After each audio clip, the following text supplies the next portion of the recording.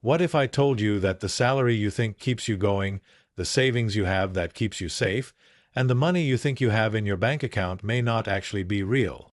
What if I told you that governments and central banks could suddenly create it and render it worthless overnight and still have you trust it as if it were something sacred? Isn't it a nice conspiracy theory? But not. Let me tell you a nice story. And while you're listening to this story, you can subscribe to my channel and like the video. You can also share your opinions in the comments and write where you watched it. Everything has changed in this world. And this happened overnight while everyone was asleep.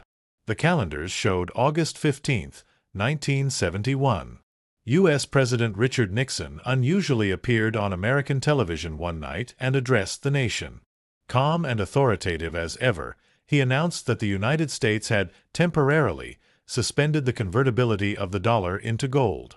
In other words, other countries would no longer be able to exchange their dollars for gold, which always kept them safe. For a temporary period of time, he said. It's urgent, he said. But it was permanent. And it was the beginning of a revolution. That night, the link between money and reality was broken.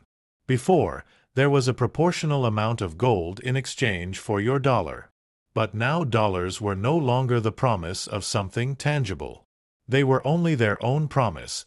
They were a symbol of trust in a president's word. To understand the importance of this, we need to go back a little in the time machine. After World War II, global leaders established the so-called Bretton Woods system. In this system, currencies were tied to the U.S. dollar, and the dollar was tied to gold. 1 ounce of gold equals $35. The system was successful because it provided stability to the entire world. Price increases were under control, trade was predictable, and gold was the mainstay. However, by the late 1960s, things were starting to get a little complicated in America. The cost of the Vietnam War was enormous, and the country was spending heavily on social programs at home. Dollars were flowing into the world like a river. However, the gold reserves at Fort Knox could not keep up with this increase. Foreign governments lined up to exchange their dollars for gold.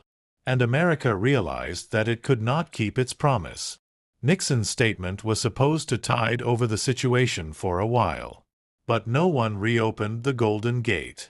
Towards the mid-1970s, a new understanding of money began to emerge in the world. Money was based on decree, not gold. Economic experts call this fiat money, which means let it be done in Latin. The thing is, it meant that money existed as governments stated in the decree.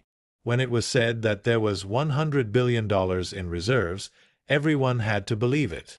And so, for the first time in history, there was no limit to how much money could be created. What was really remarkable was how quietly it happened. There were no protests in the streets the next morning. People continued their shopping. Workers were still cashing their paychecks. The illusion continued.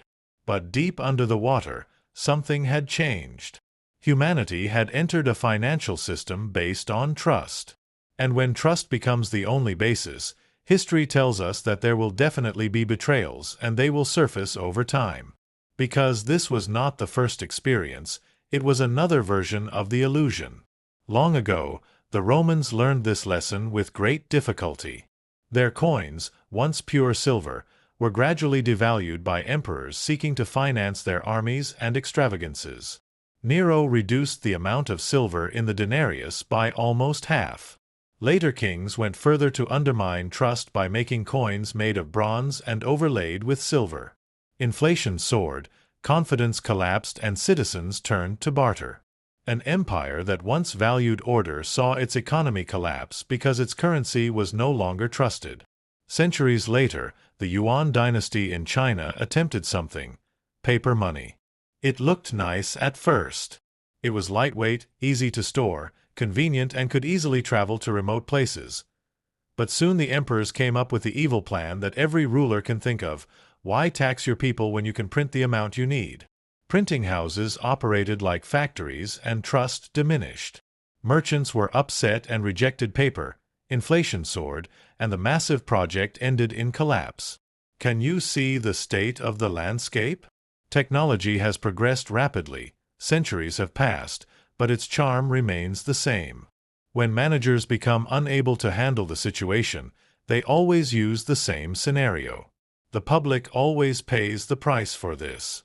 So Nixon's 1971 spree was not an isolated incident. It was another act of a very old theater. The difference this time was in scale. Rome collapsed, but the world went on. The Yuan dynasty collapsed, but trade continued elsewhere. But the dollar in 1971 wasn't just America's currency, it was the backbone of the whole world. When he left the tangible gold behind, the whole world went after the piece of paper. Currencies fluctuated. Central banks were trying some things. And governments have discovered the sweet medicine of unlimited debt. It seemed to work at first. Freed from gold, central banks could lower interest rates to stimulate growth.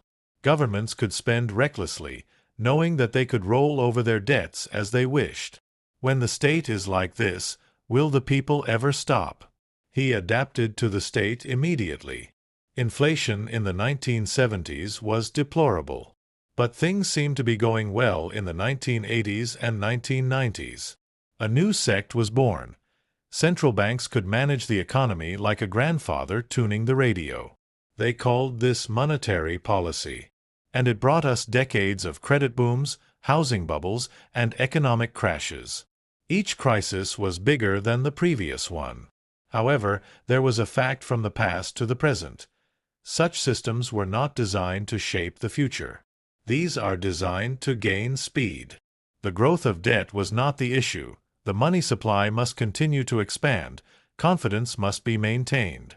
If it slows down, there is a risk of collapse. He must keep swimming like a fish, otherwise he will die. And today we find ourselves in the same place, a world where money no longer has any basis other than faith, and where central banks and governments see the printing press as their greatest weapon. Since 1971, global debt has reached unimaginable levels. In 1970, the U.S. federal debt was approximately $370 billion. As of August 2025, over $37 trillion. There are so many zeros in the debt amounts that when written down, it looks like you are drawing a comet. Of course, the situation has reached this point because people do not question. Think of the crises we have experienced. The dot-com bubble of the late 1990s, the housing crisis of 2008, the pandemic stimulus of 2020. Each time the solution was the same. More money, more credit, more intervention. We are told that this is the plan of salvation. But this is not stability, it is acceleration. And acceleration, it has always been costly. You can see this cost in the erosion of your money. Last year's $100 was not the same today. In 1971, an ounce of gold was worth $35. Today there are more than 2,000. In the early 1970s, the average price of a home in the United States was $25,000.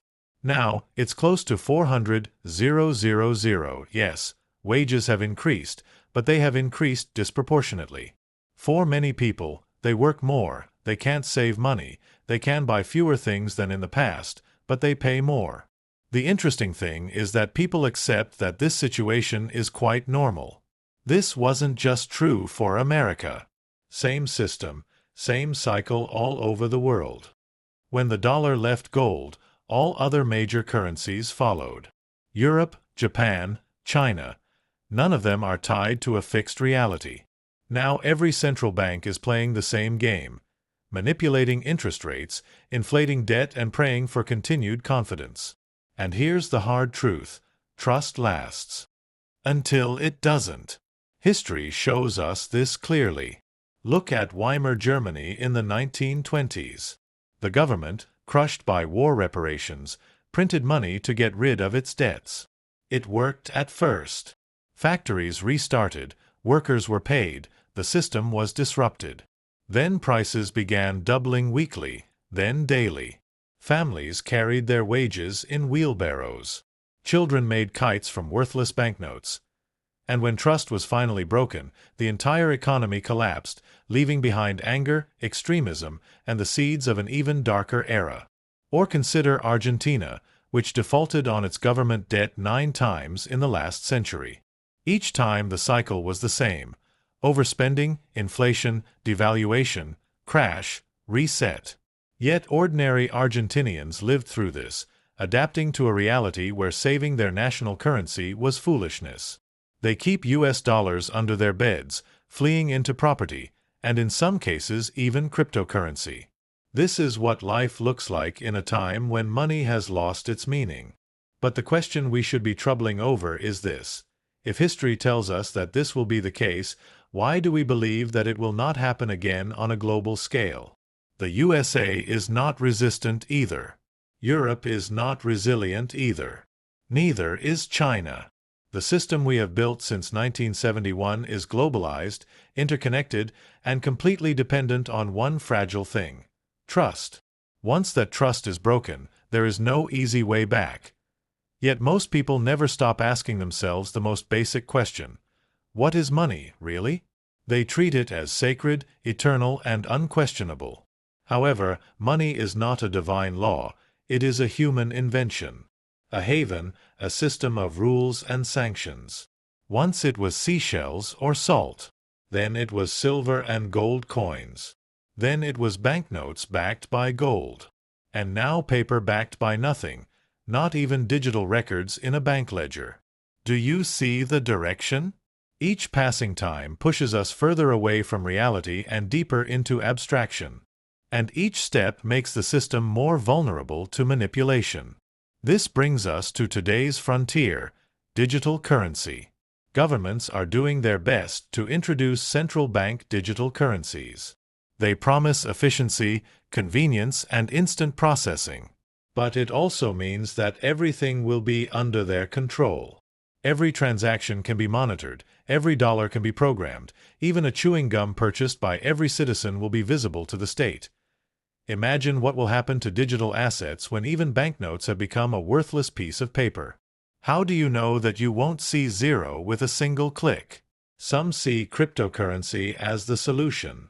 Bitcoin, for example, was envisioned as digital gold after the 2008 financial crisis.